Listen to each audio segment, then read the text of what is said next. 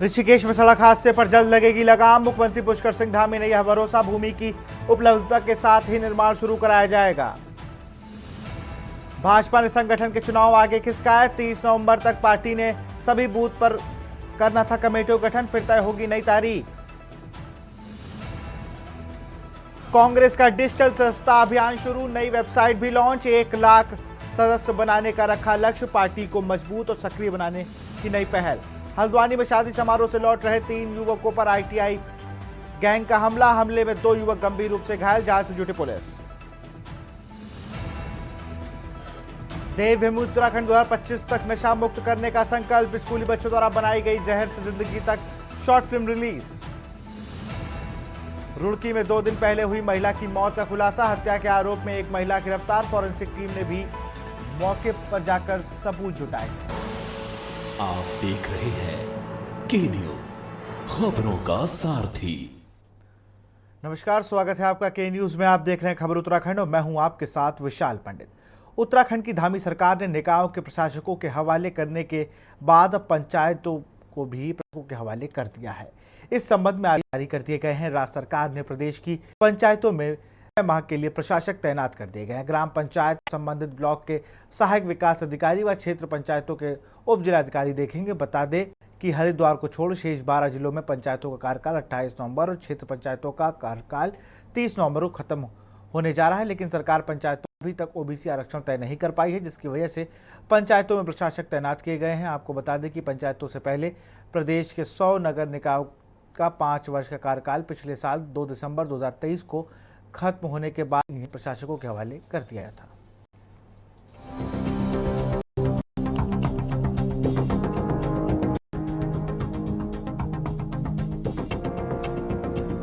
उत्तराखंड की धामी सरकार एक के बाद एक 4 चुनावों को टाल गई है।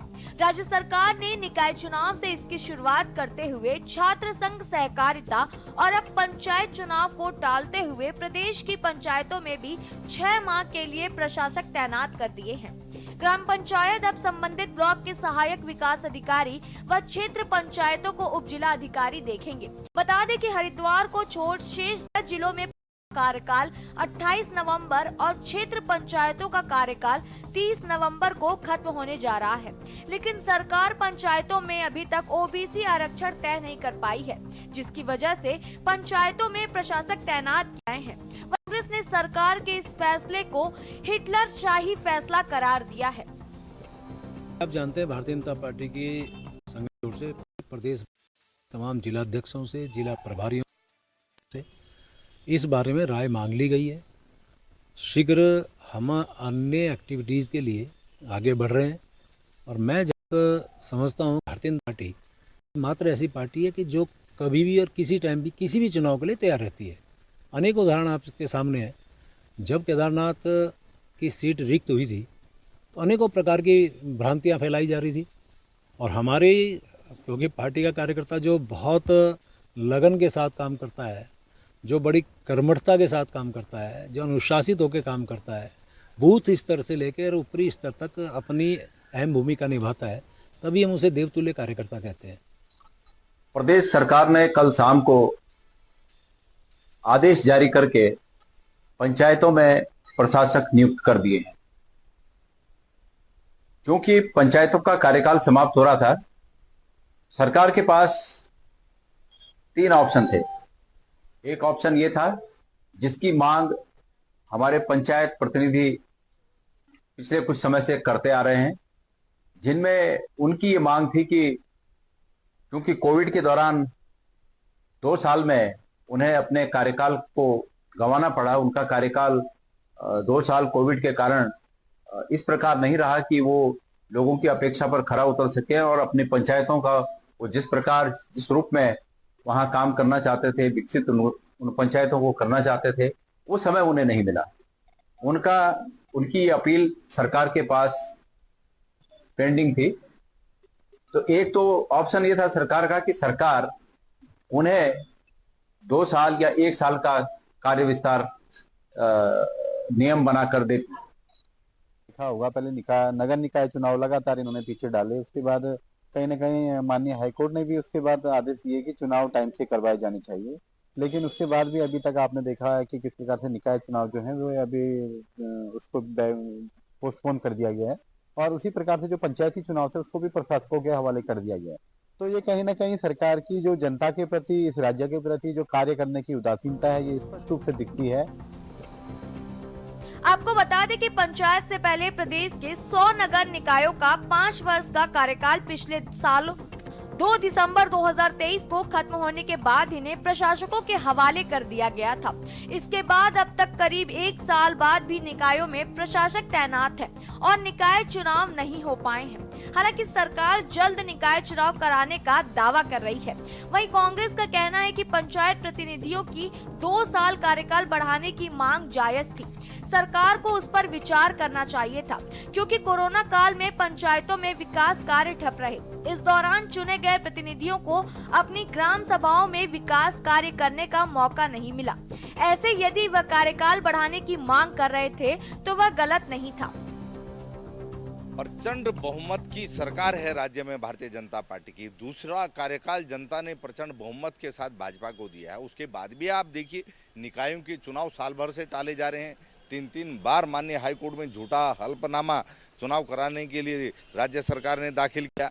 सहकारिता के चुनाव साल भर से लगातार टाले जा रहे हैं। घोषणा होने के बाद जो है चुनाव की तारीख आगे बढ़ा दी गई। अब पंचायतों को भी प्रशासकों के हवाले कर दिया गया है। तो इससे आप अंदाजा लगा सकते हैं कि ये सरकार चुनाव से कितनी डरी हुई है, क्योंकि विकास कहीं नहीं हो रहा है। वो न पंचायतों में हो रहा है, न निकायों में हो रहा है। सहकारिता में भी पूरा कामकाज ठप पड़ा हुआ है और सरकार जनाक्रोश के भय से नहीं। देखिए भाई, तो लोकतांत्रिक प्रक्रिया, पंचायत हो, निकाय हो, उनका चुनाव जरूरी है और 5 साल में चुनाव होते हैं और इसी तरह से पंचायत चुनाव भी चुनाव होंगे। तो सर समय पे क्यों नहीं कर पा रहे सर? ये तो लोकतंत्र का एक देखिए, नगर निकायों में तो थोड़ा आरक्षण का मामला था, क्योंकि आरक्षण की नई समीक्षा हुई है, इसलिए थोड़ा सा विलम्ब। लेकिन मुझे पूरा विश्वास है कि चुनाव जो है जल्दी से जल्दी हो जाएंगे।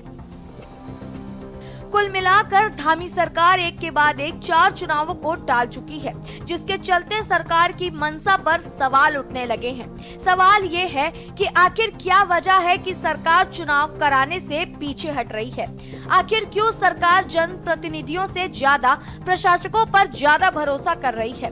सवाल ये भी है कि क्या धामी सरकार पंचायत और निकाय चुनाव को एक साथ कराने जा रही है। Uttarakhand desk report. धर्म और अध्यात्म की धरा ऋषिकेश में सड़क हादसों पर लगाम लगाने के लिए जल्द ही ट्रांसपोर्ट नगर विकसित कर पार्किंग की सुविधा मुहैया कराई जाएगी। मुख्यमंत्री पुष्कर सिंह धामी ने यह भरोसा दिलाते हुए कहा कि जल्द ही जन भावना के अनुरूप निर्माण कार्य शुरू कराया जाएगा। इसके लिए भूमि चिन्हित करने का काम अंतिम चरण में पहुंच गया है। भूमि की उपलब्धता के साथ ही निर्माण शुरू कराया जाएगा। आइए देखते हैं इस रिपोर्ट को। धार्मिक पर्यटन नगरी के रूप में ऋषिकेश पहले से देश दुनिया में विशिष्ट पहचान रखता है। आध्यात्मिकता के साथ अब ये इलाका स्वच्छ वातावरण व योग में रुचि रखने वालों के आकर्षण का केंद्र भी बना है। यही कारण है कि कुछ दशकों से यहाँ यातायात का दबाव लगातार बढ़ता जा रहा है। इससे वाहनों की अनियमित आवाजाही से जहाँ यातायात प्रभावित होता है, वहीं हादसों में भी वृद्धि हो रही है। हालांकि पर्यटक स्थानीय बाशिंदों की आय का जरिया बनते हैं, लेकिन सड़क हादसों से लोग काफी विचलित रहते हैं। देखा जाता है कि बाहर से पर्यटकों को लेकर आने वाले वाहनों के चालक इधर उधर गाड़ियां पार्क कर देते हैं। इसी तरह पर्यटकों को स्थानीय स्तर पर परिवहन सुविधा उपलब्ध कराने वाले वाहन चालक भी गाड़ियां पार्क करने को लेकर परेशानियों का सामना करते हैं। कई बार वाहनों की बेतरतीब पार्किंग हादसों की वजह बन जाती है। इसीलिए जन आवाजाही को सुरक्षित बनाने के लिए यहाँ ट्रांसपोर्ट नगर व बाहर से आने वाले पर्यटकों के वाहनों के लिए सुरक्षित वाहन पार्किंग निर्माण की मांग की जाती रही है। ट्रांसपोर्ट नगर की मांग कर रहे हैं इसको लेकर कुछ? ट्रांसपोर्ट नगर के लिए सभी तैयारियां हो गई हैं और वो कर रहे हैं। पार्किंग के लिए भी बात हो गई है, लगभग अंतिम चरण पर है। जल्दी ही पार्किंग भी बन जाएगी, ट्रांसपोर्ट नगर की ये सब व्यवस्थाएं। जो भी सड़क दुर्घटनाएं हो रही हैं उससे संबंधित जो भी सावधानियां बरतनी हैं उस पर हम लोग विशेष रूप से पहले से भी कह चुके हैं और आगे उसको और तेजी से काम करेंगे। निश्चित तौर से इस पहाड़ी पर्यटन स्थल में सुरक्षित पार्किंग का निर्माण का रास्ता साफ होना चाहिए। ऋषिकेश में न सिर्फ सनातनी देशी पर्यटक पहुंचते हैं, बल्कि देश की राजधानी से करीब होने के नाते सनातन को महसूस कराने के इरादे से बहुतायत विदेशी पर्यटक भी पहुंचते रहते हैं। इसीलिए ट्रांसपोर्ट नगर के नाम पर पार्किंग सुविधा विकसित होने से पर्यटक उत्तराखंड की बेहतर छवि के साथ वापसी कर सकेंगे। के न्यूज के लिए ऋषिकेश से बसंत कश्यप की रिपोर्ट। उत्तराखंड हाईकोर्ट ने हल्द्वानी बनभूलपुरा दंगे के आरोपी अब्दुल मलिक की जमानत प्रार्थना पत्र पर सुनवाई की। मामले की सुनवाई के बाद कोर्ट ने खंडपीठ ने उन्हें कोई राहत नहीं देते हुए अगली सुनवाई के लिए 16 दिसंबर की तिथि नियत की है। पूर्व के आदेश पर राज्य सरकार ने उनकी जमानत प्रार्थना पत्रों में आपत्तियां पेश की थी। आपत्ति में कहा गया कि ये दंगे के आरोपी व साजिश करता है, जिसकी वजह से यह दंगा हुआ और कई लोगों को जान तक गंवाई है। इनके ऊपर NIA भी लगा है, उसका जवाब भी कोर्ट में पेश किया जाएगा।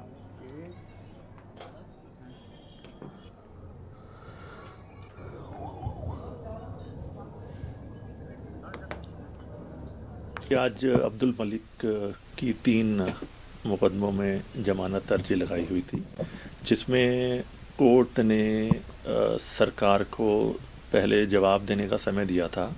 उसमें 1 बेल में तो उनका जवाब आ गया था सरकार का, 2 में नहीं आया था। तो उसी में सरकार ने ये टाइम लिया कि हम 1 दिन के अंदर अंदर 2 अन्य जमानत याचिकाओं में जवाब दाखिल कर देंगे और उसी पर सुनवाई के लिए अब 16 तारीख कोर्ट ने फिक्स करी। उसमें हमारा सबमिशन यही था कि इनकी कोई उसमें भूमिका नहीं है, ना ही वो मौके पर प्रेजेंट थे और इनको बिल्कुल झूठा फंसाया गया है। तो कोर्ट ने उसमें यही कहा कि इनका जवाब एक बार रिकॉर्ड पे आ जाने दें और फिर हम 16 तारीख को इस पर सुनवाई करेंगे। भारतीय वायुसेना समय समय पर एडवेंचर गतिविधियां करती रहती है। Air force headquarters adventure cell Delhi के तत्वाधान में गुरुवार को चमोली अलकनंदा नदी घाट से ऋषिकेश के लिए वायुसेना के विंग कमांडर विजय भट्ट के नेतृत्व में 14 को 2 गाइडों का एक दल एक्सपीडिशन के लिए रवाना हुआ। यह दल 3 दिसंबर को ऋषिकेश पहुंचेगा और व्हाइट वाटर राफ्टिंग गंगा नदी सबसे चुनौतीपूर्ण नदी में से एक मानी जाती है। विंग कमांडर विजय भट्ट ने बताया कि वायुसेना द्वारा इस तरह के कार्यक्रम समय समय पर कराए जाते हैं।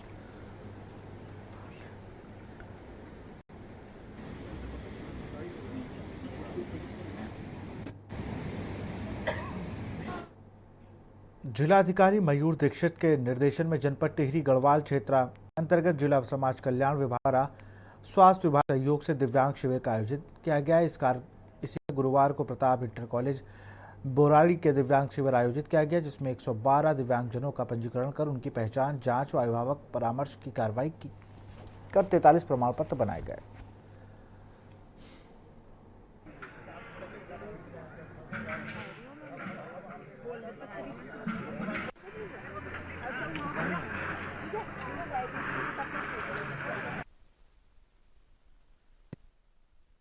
पर हम लोग दिव्यांग शिविर आयोजित कर रहे हैं, जिसमें कि समाज कल्याण विभाग के द्वारा और स्वास्थ्य विभाग के द्वारा जो भी प्रमाण पत्र से संबंधित कार्य हो या फिर उपकरण देने का कार्य हो वो किया जा रहा है। और इसी कड़ी में आज नई टिहरी में भी ये शिविर आयोजित किया गया है और इसमें अन्य डिपार्टमेंट के कर्मचारी आदि को भी बताया गया है कि कोई भी शिकायत हो इनकी उनको पूरा सहायता करें, साथ ही आने की व्यवस्था भी करें। और अन्य शिविर भी अगर कहीं मांग आती है, जहाँ पर कोई रिमोट एरिया है जहाँ पर शिविर लगाने की बात होती है, तो वहाँ पर भी हम आगे भी शिविर लगाएंगे।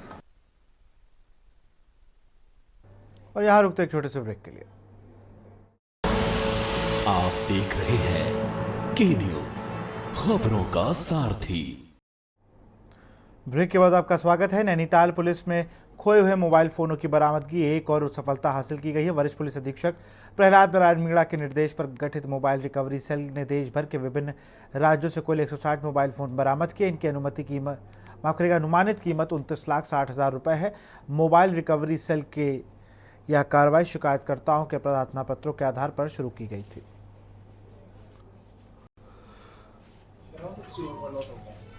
तो ऐसे कोई लोग हैं जिनके अगर 2023 से मोबाइल गुम हुए हैं, उनकी अगर बरामदगी नहीं हुई है, तो एक बार वो हमारे पुलिस कार्यालय में आके संपर्क कर सकते हैं। हो सकता है कि उनका मोबाइल गुम होते हैं, उनकी रिकवरी करने के बाद में समय समय पर हम उनके मोबाइलों को हैंड ओवर करते हैं। तो आज हमने पिछले 3 महीने में जो मोबाइल गुम हुए हैं और जो बरामदगी हुई है, उसमें आज 160 मोबाइल जो है हमने आज पब्लिक को वितरण करने के लिए रखे हैं। और अगर वर्ष 2024 में देखा जाए तो अब तक हमने पूरे साल भर में 404 मोबाइल जो है इस तरीके से बरामद किए गए हैं, जिनकी कीमत लगभग 75 लाख रुपए के आसपास की।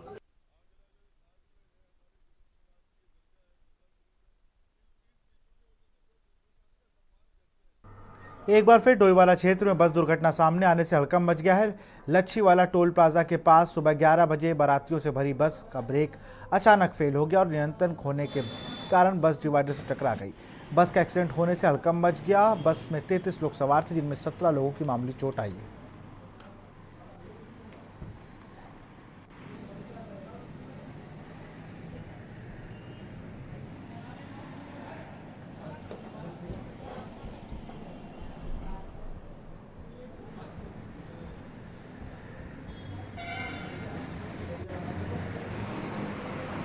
टोल प्लाजा पे उसमें लगभग हमारे पास थे 8-10 लोग। अच्छा, और दूसरी एम्बुलेंस में भी थे? दूसरी में 3 लोग आए।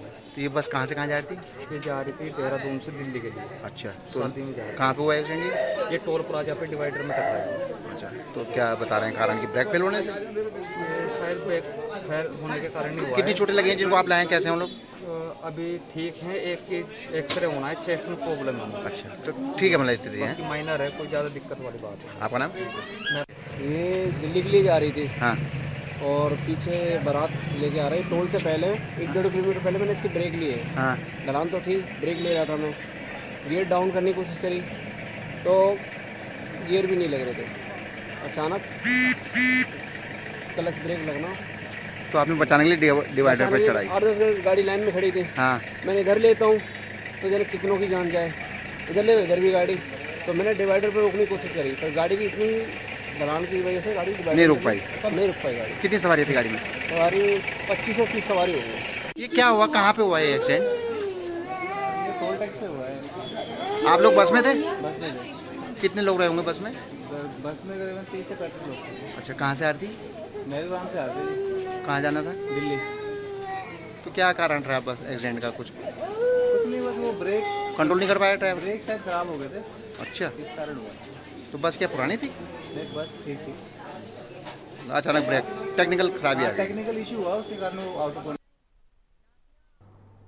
सितारगंज राजस्व विभाग, नेशनल अथॉरिटी ऑफ इंडिया और पुलिस बल ने नेशनल हाईवे के लिए चिन्हित भूमि से अवरोधक निर्माण जेसीबी मशीन की मदद से हटा दिया है। इसके बाद करीब 4.25 एकड़ चिन्हित भूमि नेशनल हाईवे के अफसर कब्जा में ले ली है। गुरुवार को SDM Ravindra Kumar, national highway के इंजीनियर मयंक मिश्रा और पुलिस पीएसी बल ने बटेश्वर तिराहे के समीप एनएच के लिए चिन्हित भूमि के अवरोधित दीवारों को जेसीबी मशीन से हटा दिया।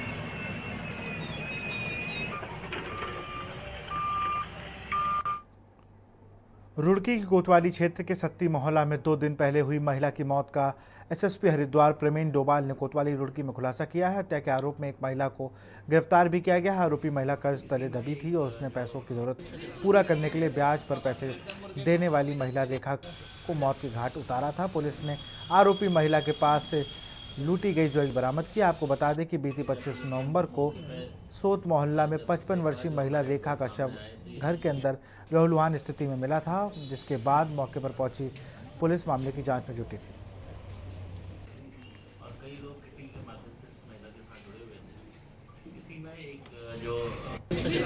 सक्ती मोहल्ले में 25 तारीख को एक वृद्ध महिला जिनका नाम रेखा था, उनकी दिन के समय सर पर वार करके उनकी हत्या कर दी गई थी। पुलिस का जब संज्ञान में ये मामला आया था, प्रथम दृष्टया लोगों के द्वारा ये बताया गया कि ये नीचे गिरने की वजह से इनका चोट लगी है, लेकिन जो सर्कमस्टेंशियल जो एविडेंस थे वो ये बता रहे थे कि ये हत्या की गई है। पुलिस ने तत्काल इसको संज्ञान में भी लिया और एक चैलेंज के तौर पर, क्योंकि बिल्कुल एक ब्लाइंड मर्डर था, मृतका के जो बेटे हैं उनकी ओर से एक तहरीर लेके पुलिस ने इसमें अपनी जांच शुरू की थी और 3 दिन के जो बहुत ही अथक प्रयास से हमारी पूरी टीम ने, जिसमें एसपी देहात के निर्देशन में हमारी सीआईयू और रुड़की थाना क्षेत्र की एसओ और हमारे सीओ के द्वारा इसमें बहुत ही बढ़िया इसमें कार्य किया गया। सीसीटीवी फुटेजेस को लगातार इसमें बहुत ही मैन्यूटली मॉनिटर किया गया। इसमें एक जो मुख्य अभियुक्ता है जिसके द्वारा ये घटना की गई थी, उसका नाम रूबीना है। गदरपुर विधानसभा क्षेत्र के अंतर्गत अर्जुनपुर अरमापुर सड़क पिछले कई वर्षों से खस्ता हाल थी। कई वर्षों सड़क नहीं बन पा रही थी। सड़क को लेकर क्षेत्र के ग्रामीणों ने पिछले लोकसभा चुनाव का बहिष्कार किया था। रोड नहीं तो वोट नहीं के नारे साथ सड़क पर बैठकर धरना भी दिया था। लोकसभा चुनाव के समय स्थानीय विधायक व सांसद पूरे ग्रामीणों ने विरोध भी किया था। गदरपुर विधायक अरविंद पांडे ने अर्जुनपुर अमरपुर में लगभग 1.5 किलोमीटर सड़क का उद्घाटन कर निर्माण कार्य शुरू कराया।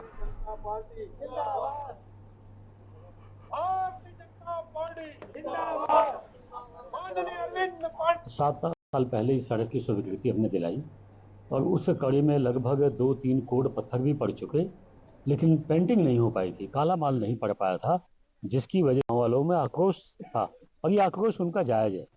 जब दुनिया में सब जगह सड़कें बन रही हैं और डिपार्टमेंट की कमी की वजह से हमारा काम ये लेट हुआ, मैं इसके लिए स्वयं मैं क्षमा प्रार्थी हूँ इसके लिए। और इतने साल दिक्कत झेलने के बावजूद भी गाँव वाले भी इंसान हैं, उनको भी तकलीफ होती है, तो उन्होंने अपना गुस्सा निकाला, ये उनका अधिकार है। बड़े सौभाग्य का विषय है। आज भी वही मंच है, उस दिन भी वही मंच था। उस दिन ये मंच था, जनता जनार्दन है, जनता ईश्वर का रूप है। इन्होंने बहिष्कार किया अपनी मांग को लेकर और मांग उनकी जायज थी। सड़क अत्यंत टूटी हुई थी। मैं पहले जिला पंचायत सदस्य रहा, ये मेरे स्तर का कार्य नहीं था, नहीं करा पाया। बाकी जितने छोटे छोटे काम थे कराए। माननीय अरविंद पांडे जी ने भी इस क्षेत्र में कैबिनेट मंत्री रहे तो भी करवाए। विधायक हैं, आज भी करवा रहे हैं। लेकिन ये सड़क कहीं ना कहीं कुछ कारणों से रह गई। हम लोग भाई साहब के कार्य से बहुत खुश हैं। हमारी जो मांग थी बिल्कुल जायज थी, इसमें भाई साहब की भी गलती नहीं है। किसी भी वजह से ये टेक्निकल मामला था, वो रुका हुआ था। अब जो भाई साहब करा रहे हैं, लगभग 1.25 किलोमीटर की सड़क है, भाई साहब करा रहे हैं, इसको काले का काम चालू हो गया है। हम लोग गांव की तरफ से, पूरे क्षेत्रवासियों की तरफ से भाई साहब का धन्यवाद बोलते हैं। माननीय धामी जी का धन्यवाद बोलते हैं। माननीय प्रधानमंत्री जी का धन्यवाद बोलते हैं।